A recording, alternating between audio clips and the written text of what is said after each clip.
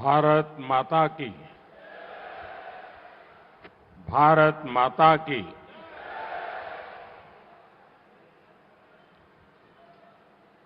गुजरात के लोकप्रिय मुख्यमंत्री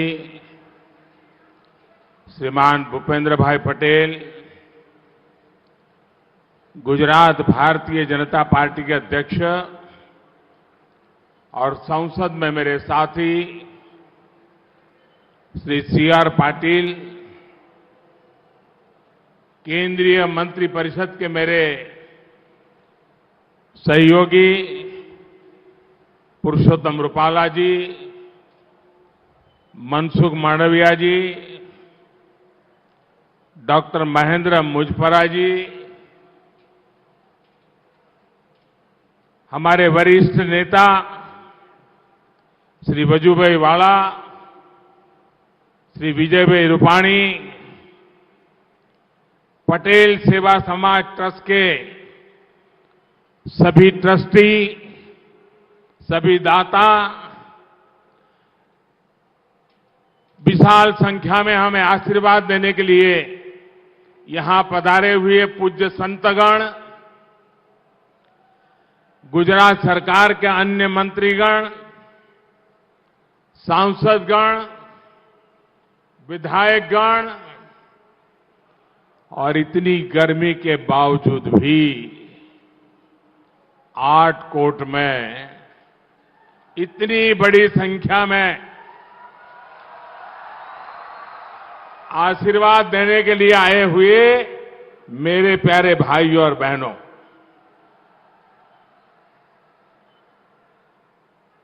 मुझे खुशी है कि आज यहां Matoshri KDP multi specialist hospital का शुभारंभ हुआ है। ये हॉस्पिटल सौराष्ट्र में स्वास्थ्य सेवाओं को और बेहतर बनाने में मदद करेगा। जब सरकार के प्रयास में जनता का प्रयास जुड़ जाता है तो सेवा करने की हमारी शक्ति भी अनेक गुना बढ़ जाती है। राजकोट में बना यह आधुनिक अस्पताल एक इसका बहुत बड़ा उत्तम उदाहरण है। भाइयों और बहनों, केंद्र में भाजपा के नेतृत्व वाली एनडीए सरकार राष्ट्र सेवा के 8 साल पूरे कर रही है।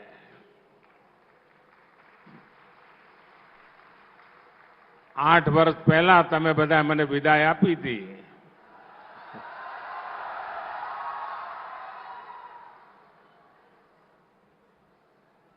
પરંતુ તમારો પ્રેમ વધતો જ જાય છે।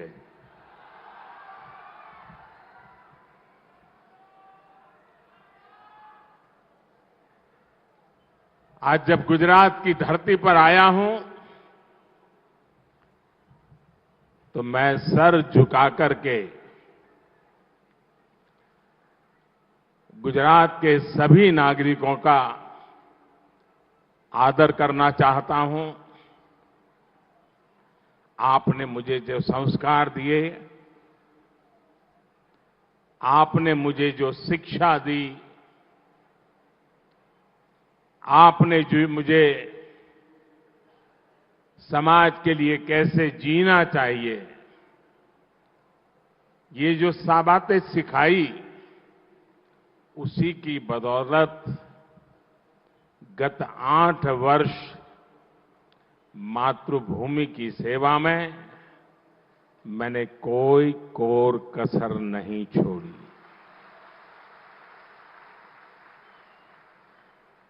ये आप ही के संस्कार है, इस मिट्टी के संस्कार है। पूज्य बापू और सरदार वल्लभ भाई पटेल की इस पवित्र धरती के संस्कार है कि 8 साल में गलती से भी ऐसा कुछ नहीं होने दिया है, न ऐसा कुछ किया है जिसके कारण आपको या देश के किसी नागरिक को अपना सर झुकाना पड़े।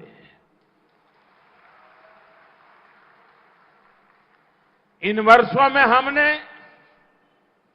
गरीब की सेवा, सुशासन और गरीब कल्याण को सर्वोच्च प्राथमिकता दी है। सबका साथ, सबका विकास, सबका विश्वास और सबका प्रयास, इस मंत्र पर चलते हुए हमने देश के विकास को नई गति दी है। इन 8 सालों में हमने पूज्य बापू और सरदार पटेल के सपनों का भारत बनाने के लिए ईमानदार प्रयास किए हैं।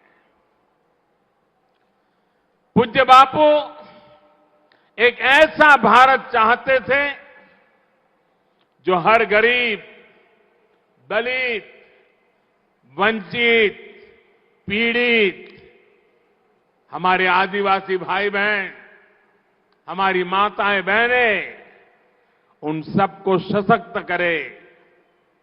जहां स्वच्छता और स्वास्थ्य जीवन पद्धति का हिस्सा बने, जिसका अर्थतंत्र स्वदेशी समाधानों से समर्थ हो। साथियों, 3 करोड़ से अधिक गरीबों को पक्के घर, 10 करोड़ से अधिक परिवारों को खुले में शौच से मुक्ति, 9 करोड़ से अधिक गरीब बहनों को धुएं से मुक्ति, 2.5 करोड़ से अधिक गरीब परिवारों को बिजली कनेक्शन, 6 करोड़ से अधिक परिवारों को नल से जल, 50 करोड़ से अधिक भारतीयों को 5 लाख रुपए तक मुफ्त इलाज की सुविधा। ये सिर्फ आंकड़े नहीं है मेरे भाइयों बहनों, ये सिर्फ आंकड़े नहीं है, बल्कि गरीब की गरिमा सुनिश्चित करने के हमारे कमिटमेंट के ये प्रमाण है, प्रमाण। साथियों, भाइयों और बहनों, गरीबों की सरकार होती है तो कैसे उसकी सेवा करती है, कैसे उसे सशक्त करने के लिए काम करती है, ये आज पूरा देश देख रहा है। 100 साल के सबसे बड़े संकट काल में, कोरोना महामारी के इस समय में भी देश ने ये लगातार अनुभव किया है।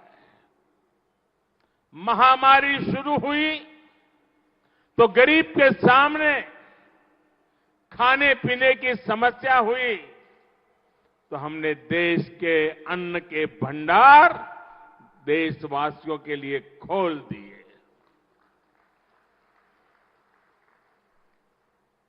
हमारी माताओं बहनों को सम्मान से जीने के लिए जनधन बैंक खाते में सीधे पैसे जमा किए, किसानों और मजदूरों के बैंक खाते में पैसे जमा किए, हमने मुफ्त गैस सिलेंडरों की भी व्यवस्था की ताकि गरीब के घर की रसोई चलती रहे, उसका घर का चूल्हा कभी बुझ न पाए। जब इलाज की चुनौती बढ़ी तो हमने टेस्टिंग से लेकर ट्रीटमेंट की सुविधाओं को गरीब के लिए सुलभ कर दिया। जब वैक्सीन आई तो हमने ये सुनिश्चित किया कि हर भारतीय को वैक्सीन लगे, मुफ्त लगे। તમારા બધાના વેક્સિન લાગ્યા છે ને? ટીકાકરણ થઈ ગયું છે ને? કોઈને કાણી પાઈ આપવી પડી છે? ₹1 ખર્ચવો પડ્યો છે।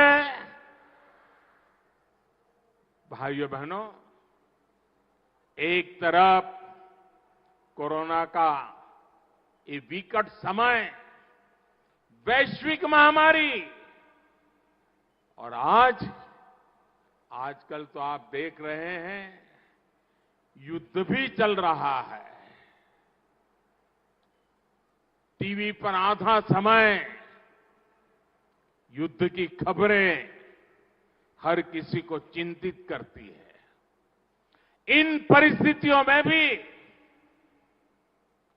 हमने निरंतर प्रयास किया कि हमारे गरीब भाई बहन को, हमारे मिडिल क्लास को, मध्यम वर्ग के भाई बहनों को मुश्किल का सामना करना न पड़े। अब हमारी सरकार सुविधाओं को 100% नागरिकों तक पहुंचाने के लिए अभियान चला रही है। जो जिस बात का हकदार है उसे उसका हक मिलना चाहिए। जब हर नागरिक तक सुविधाएं पहुंचने का लक्ष्य होता है तो भेदभाव भी खत्म होता है, भ्रष्टाचार की गुंजाइश भी नहीं रहती, न भाई भतीजावाद रहता है, न जात पात का भेद रहता है। इसलिए हमारी सरकार मूलभूत सुविधाओं से जुड़ी योजनाओं को सैचुरेशन तक, 100% तक पहुंचाने में जी जान से जुटी हुई है। राज्य सरकारों को भी हम लगातार इस काम के लिए प्रेरित कर रहे हैं, सहायता कर रहे हैं। हमारा ये प्रयास देश के गरीब को, देश के मध्यम वर्ग को सशक्त करेगा, उनका जीवन और आसान बनाएगा। અને આજે જ્યારે અહીંયા જસદણમાં પહેલું સુપર સ્પેશિયાલિટી अस्पताल અને આટકોટમાં, અને મને આવ્યો તો હોસ્પિટલ જોવા જવાનો અવસર મળ્યો, બધા દાતાઓનો દર્શન કરવાનો મોકો મળ્યો, ટ્રસ્ટીઓને મળવાનો મોકો મળ્યો, અને ટ્રસ્ટીઓ મને કહ્યું છું, સાહેબ પાછું વળીને જોતા જ નહીં, અહીં કોઈ પણ આવશે ને ક્યારેય પાછો નહીં જાય। આ ટ્રસ્ટીઓના શબ્દો, એમની ભાવના, અને એક આધુનિક હોસ્પિટલ આપણા ઘર આંગણે, હું ભરતભાઈ બોગરાને, પટેલ સેવા સમાજના સૌ સાથીઓને જેટલા અભિનંદન આપું એટલા ઓછા છે। પટેલ સેવા સમાજે સમર્પિત ભાવથી આજે જે એક મોટું કામ કર્યું છે એના માટે આપ સૌ અભિનંદનના અધિકારી છો, અને આમાંથી પ્રેરણા લઈને અનેક લોકો समाज માટે કંઈ ને કંઈ કરવાની ઈચ્છા રાખશે। સામાન્ય રીતે કોઈ કારખાનાનું ઉદ્ઘાટન કરવા ગયા હોઈએ,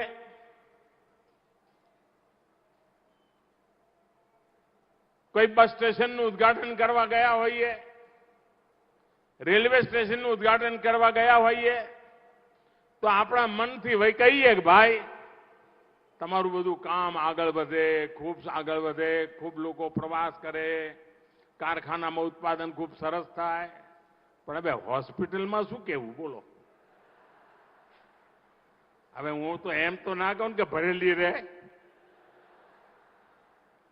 એટલે મેં ઉદ્ઘાટન તો કર્યું છે, પણ આપણે સમાજમાં એવી સ્વસ્થતા માટેનું વાતાવરણ બનાવીએ કે આ હોસ્પિટલ ખાલી ને ખાલી જ રહે, કોઈને આવવું જ ન પડે। અને જો સૌ સ્વસ્થ હોય તો ક્યારેય કોઈને આવવું ન પડે. અને જો આવવું જ પડે તો પહેલા કરતા તાજો તમતમતો થઈને ઘેર પાછો જાય. આવું કામ આ હોસ્પિટલમાં થવાનું છે. આજે ગુજરાતમાં સ્વાસ્થ્યની બાબતમાં જે હરણફાળ ભરી છે, જે ઇન્ફ્રાસ્ટ્રક્ચર તૈયાર થયું છે, જે સ્તર પર કામ કરવામાં આવી રહ્યું છે, હું ભૂપેન્દ્રભાઈને, એમની પૂરી ટીમને હૃદયથી અનેક અનેક અભિનંદન આપું છું. અને આનો લાભ ગુજરાતને ખૂણે ખૂણે સામાન્યમાં સામાન્ય માનવીને પણ મળવાનો છે. અને આજે અમારું આટકોટ તો જગ્યા એવી કે આજુબાજુના 3-4 જિલ્લાને એમ લાગે કે અમારું પાસે જ છે. બધા થવડા નીકળ્યા કે અડધા પોણા કલાક 2 કલાકમાં પહોંચ્યા ભેગા છીએ. આપ તો જાણો છો હવે આપણા ત્યાં રાજકોટમાં ગુજરાતને જે એમ્સ મળી છે એનું કામ રાજકોટમાં તેજ ગતિથી ચાલી રહ્યું છે.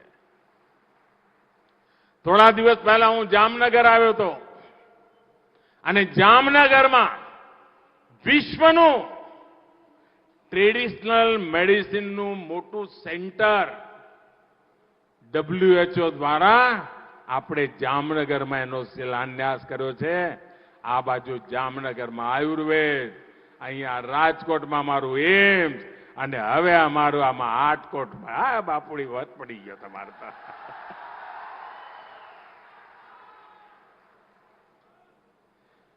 સાથીઓ, 2 દશક પહેલા હું તમારી સેવામાં મને મોકો તમે આપ્યો 2001માં. ત્યારે આપણા ગુજરાતમાં માત્ર ને માત્ર 9 મેડિકલ કોલેજો હતી. આ બધું યાદ રાખો તો ભૂલી જાવ છો લ્યા. આ નવી પેઢીને કહેજો પાછું, નહીં તો એમને તો ખબર જ નહીં હોય કે શું હાલ હતા. માત્ર 9 મેડિકલ કોલેજો. અને ડોક્ટર બનવાની ઈચ્છા કેટલા બધાની હોય, ત્યારે માંડ 1100 બેઠકો હતી જેમાંથી ડોક્ટર માટે ભણી શકે. આવડું મોટું ગુજરાત 2001 પહેલા 1100 બેઠક. અને તમને જાણીને આનંદ થશે ભાઈઓ કે આજે સરકારી અને પ્રાઇવેટ મેડિકલ કોલેજો મળીને 30 મેડિકલ કોલેજ એકલા ગુજરાતમાં છે. અને એટલું જ નહીં, ગુજરાતમાં પણ અને દેશમાં પણ દરેક જિલ્લામાં એક મેડિકલ કોલેજ બનાવવાની ઈચ્છા છે. MBBS અને PG એની મેડિકલ સીટો એક જમાનામાં 1100, આજે 8000 સીટો છે. 8000. ભાઈઓ બહેનો, અને એમાં પાછું આપણે નવી હિંમત કરી છે. તમે મને કહો, ગરીબ મા બાપને પણ દીકરો કે દીકરી ડોક્ટર બને એવી ઈચ્છા થાય કે ના થાય? જરા કહો તો ખબર પડે. થાય કે ના થાય? થાય કે ના થાય? પણ હવે એને પેલો પૂછે કે તમે અંગ્રેજી માધ્યમમાં ભણ્યા હતા કે ગુજરાતી માધ્યમમાં? હવે તમે અંગ્રેજી માધ્યમમાં ભણ્યા હો તો ડોક્ટર બનવાનો દરવાજો ખુલે. તમે ગુજરાતી માધ્યમમાં ભણ્યા હો તો તમે ડોક્ટરનો દરવાજો બંધ. હવે આ અન્યાય છે કે નહીં? અન્યાય છે કે નહીં ભાઈ? આપણે નિયમ બદલ્યો અને નક્કી કર્યું કે ડોક્ટર થવું હોય, એન્જિનિયર થવું હોય, માતૃભાષામાં ભણીને પણ થઈ શકાય અને લોકોની સેવા કરી શકાય. સાથીઓ, ડબલ એન્જિનની સરકાર, ડબલ લાભ તો હોય જ, હોય કે ના હોય? અને આપણા ગુજરાતવાળાને સમજાવવું પડે કે મોસાળમાં જમણ હોય ને માં પીરસનારી હોય. હવે આનો કઈ અર્થ સમજાવવો પડે ભાઈ. આ ડબલ એન્જિનની સરકારે ગુજરાતના વિકાસને નવી ઊંચાઈ પર પહોંચાડવા માટેનું કામ આપ્યું છે ભાઈઓ. વિકાસની આડેની બધી અડચણો દૂર કરી છે અને એનો લાભ, તેજ ગતિથી વિકાસનો લાભ આજે એનો ગુજરાતને મળી રહ્યો છે. 2014 પહેલા ગુજરાતમાં એવા અનેક પ્રોજેક્ટ હતા કે દિલ્હીમાં એવી સરકાર હતી કે અહીંથી પ્રોજેક્ટ જાય ને તો એમને પ્રોજેક્ટ નહોતો દેખાતો, એમને અંદર મોદી જ દેખાય. અને એવું મગજ ફટકે, તરત જ કેન્સલ, રિજેક્ટ, કેન્સલ, રિજેક્ટ, બધા કામોને તાળા મારી દીધા હતા. એટલી બધી ઉદાસીનતા. આપણી માં નર્મદા, તમે વિચાર કરો, આ નર્મદા માને રોકીને બેઠા હતા. આ સરદાર સરોવર બાંધ બાંધવા માટે આપણે ઉપવાસ પર ઉતરવું પડ્યું હતું, યાદ છે ને સાથીઓ? અને ઉપવાસે રંગ લાયા કે સરદાર સરોવર બાંધ બની ગયો, સૌની યોજના બની ગઈ અને નર્મદા માતા કચ્છ કાઠિયાવાડની ધરતી પર આવીને આપણું જીવન ઉજાળવા માંડી પડી. માત્ર આ કામ થાય છે આપણે ત્યાં. અને હવે તો સરદાર સરોવર બાંધ, સરદાર વલ્લભભાઈ પટેલ, આખી દુનિયાનું સૌથી ઊંચામાં ઊંચું સ્ટેચ્યુ, આખી દુનિયામાં સરદાર સાહેબનું નામ ગુંજી રહ્યું છે ભાઈ. અને લોકો જાય તો અચરજ થાય છે કે આપણા ગુજરાતમાં આવડું મોટું કામ આટલું જલ્દી, એ તો ગુજરાતની તાકાત છે ભાઈ.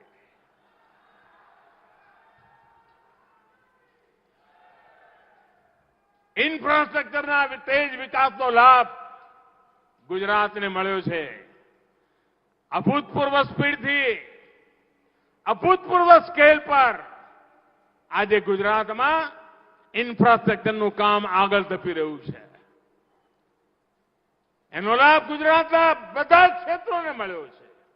એક જમાનો હતો કે ઉદ્યોગની વાત આવે તો માત્ર ને માત્ર વડોદરાથી વાપી જે નેશનલ હાઈવે જાય એની બે બાજુ બધા કારખાના દેખાય, એ જ આપણો ઔદ્યોગિક વિકાસ હતો. આજે તમે ગુજરાતની કોઈ પણ દિશામાં જાઓ, નાના મોટા કારખાનાઓ, ઉદ્યોગો, પ્રવૃત્તિ પૂરજોશ ચાલી રહી છે.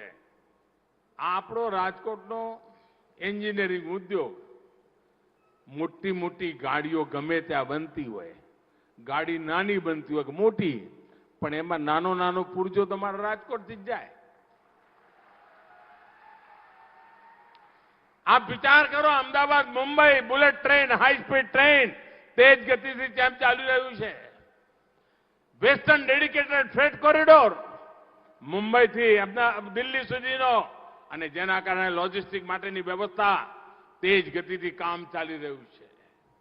આ બધાનો લાભ ગુજરાતના હાઈવે જ્યારે ચોડા થાય, ડબલ ટ્રબલ 6 લાઈન, આનો લાભ ગુજરાતના બંદરોની તાકાત વધારનારો બનવાનો છે. એર કનેક્ટિવિટી આજે ગુજરાતમાં ભૂતપૂર્વ વિસ્તાર જોવા મળે છે. અને રોરો ફેરી સર્વિસ, મને યાદ છે, અમે નાના હતા ને છાપામાં વાંચીએ તો એમ તો કે આ રોરો ફેરી સર્વિસ શું છે? હું મુખ્યમંત્રી બન્યો, મેં પૂછ્યું કે આ છે શું, કયા ખૂણામાં છે? બચપણથી સાંભળતા આવ્યા હતા. આજે રોરો ફેરી સર્વિસ ચાલુ થઈ ગઈ અને આ લોકો 300-350 કિલોમીટરના બદલે સુરતથી કાઠિયાવાડ આવવું હોય તો 8 કલાક બચીને ગણતરીના સમયમાં આપણે પહોંચી જઈએ છીએ. વિકાસ કેવી રીતે થાય એ આપણે આજે જોયું છે. એમએસએમઈ ગુજરાતની સૌથી મોટી તાકાત તરીકે ઉભર્યું છે. આખા સૌરાષ્ટ્રની અંદર એક જમાનો હતો મીઠા સિવાય કોઈ ઉદ્યોગ નહીં, કાઠિયાવાડ ખાલી થતું હતું. રોજી કમાવા માટે કચ્છ કાઠિયાવાડના લોકોને હિન્દુસ્તાનના ખૂણે ખૂણે ભટકવું પડતું હતું. આજે હિન્દુસ્તાનના લોકોને કચ્છ કાઠિયાવાડ આવવાનું મન થાય છે. બંદરો ધમધમી રહ્યા છે. આ ગુજરાતની તાસીર બદલાણી છે દોસ્તો. આપણો મોરબીનો ટાઇલ્સનો ઉદ્યોગ દુનિયામાં ડંકો વાગી રહ્યો છે. અમારો જામનગરનો બ્રાસનો ઉદ્યોગ દુનિયામાં એની પહોંચ થઈ રહી છે દોસ્તો. હવે તો ફાર્મા ઇન્ડસ્ટ્રી, દવાની કંપનીઓ, એક જમાનામાં સુરેન્દ્રનગર પાસે દવાની કંપનીઓ આવે એના માટે ગુજરાતની સરકારો ભૂતકાળમાં એટલા બધા લાણી કરવાની જાહેરાતો કરી હતી, કાંઈ થતું નહોતું. આજે દવાની મોટી મોટી કંપનીઓ ગુજરાતની ધરતી પર, સૌરાષ્ટ્રની ધરતી પર અડંગો જમાવીને આગળ વધી રહી છે ભાઈઓ. અનેક ક્ષેત્રો એવા છે કે જેમાં ગુજરાત તેજ ગતિથી આગળ વધી રહ્યું છે. અને એટલા માટે ભાઈઓ બહેનો, ગુજરાતના ઔદ્યોગિક વિકાસને જે કંઈ લાભ થાય એમાં વન ડિસ્ટ્રિક્ટ વન પ્રોડક્ટ એનું એક મોટું અભિયાન આપણે આખા દેશમાં ઉપાડ્યું છે. અને સૌરાષ્ટ્રની તો ઓળખ પણ છે. અને એ કાઠિયાવાડની અમારી ઓળખ, અમારી કચ્છની ઓળખ, અમારી ગુજરાતની ઓળખ સાહસિક સ્વભાવ, ખમીરવંતું જીવન, પાણીના અભાવ વચ્ચે પણ જિંદગી જીવનારો ગુજરાતનો નાગરિક આજે ખેતીના ક્ષેત્રમાં પણ ડંકો વગાડી રહ્યો છે. આ ગુજરાતની તાકાત છે ભાઈઓ. અને એ તાકાતને પ્રગતિના પંથે લઈ જવા માટે ચાહે સરકાર દિલ્હીમાં બેઠી હોય કે સરકાર ગાંધીનગરમાં બેઠી હોય, આપણે ચારે તરફ આગળ વધી રહ્યા છે ભાઈ. આજે જ્યારે આરોગ્યની આટલી મોટી સુવિધાઓ અહીંયા વધી રહી છે, ત્યારે મારા તરફથી આ વિસ્તારના બધા નાગરિકોને શુભકામનાઓ છે. અને આપ વિશ્વાસ રાખજો, હમણાં ભૂપેન્દ્રભાઈ વર્ણન કરતા હતા પીએમ જય યોજનાનું, આયુષ્યમાન યોજના દુનિયામાં સૌથી મોટી આયુષ્યમાન યોજના આપણે ત્યાં ચાલે છે. અમેરિકાની કુલ જનસંખ્યા કરતા વધારે લોકો એનો લાભ હિન્દુસ્તાનમાં લે એવી યોજના ચાલે છે. યુરોપના દેશોની સંખ્યા કરતા વધારે લોકો લાભ લે એની યોજના ભારતમાં ચાલી રહી છે. 50 કરોડ લોકોને આયુષ્યમાન કાર્ડ દ્વારા ગંભીરમાં ગંભીર બીમારી હોય 5 લાખ રૂપિયા સુધી બીમારીનો ખર્ચ સરકાર ઉઠાવે છે ભાઈઓ. આજે ભાઈઓ, ગરીબી અને ગરીબને પડતી તકલીફો એ મારે ચોપડીમાં નથી વાંચવી પડી, ટીવીના પડદા પર નથી જોવું પડ્યું. મને ખબર છે કે ગરીબીમાં જિંદગી કેમ જીવાતી હોય છે. આજે પણ આપણા સમાજમાં માતાઓ બહેનો માંદગી હોય, પીડા થતી હોય, પરિવારમાં કોઈને કહે નહીં, સહન કર્યા કરે, ઘરના કામ પણ કરે, ઘરમાં કોઈ માંદું સાચું હોય તો એને સાચવે. પોતાને થતી પીડાની વાત આપણી મા બહેનો કોઈને કરે નહીં. અને ખૂબ વકરી જાય તો ઈશ્વરને પ્રાર્થના કરે કે તું મને ઉપાડી લે, આ મારા કારણે મારા છોકરા દુખી થાય છે. દીકરા દીકરીઓને ખબર પડે કે માં કઈ આપણે સારી હોસ્પિટલમાં જઈએ કે સારવાર કરાવીએ, ત્યારે માં કહે કે ભાઈ એટલું બધું દેવું થઈ જશે અને પછી હું તો કહેવા મારે કેટલું જીવવાનું છે, અને તમે દેવાના ડુંગરમાં ડૂબી જશો, તમારી તો પેઢી આખી ડૂબી જશે. હવે મારે જેટલા દાડા ભગવાને કહ્યું છે હું આ રહીશ અને દુઃખ ભોગવીશ, પણ આપણે હોસ્પિટલ નથી જવું, આપણે દેવું કરીને દવા નથી કરાવી. અને આપણા દેશની માતાઓ બહેનો પૈસાના અભાવે ઉપચાર નહોતી કરાવતી, દીકરો દેવાના ન ડૂબી જાય એના માટે થઈને હોસ્પિટલ નહોતી જતી. એ માતાઓ, દિલ્હીમાં એક દીકરો એવો બેઠો છે,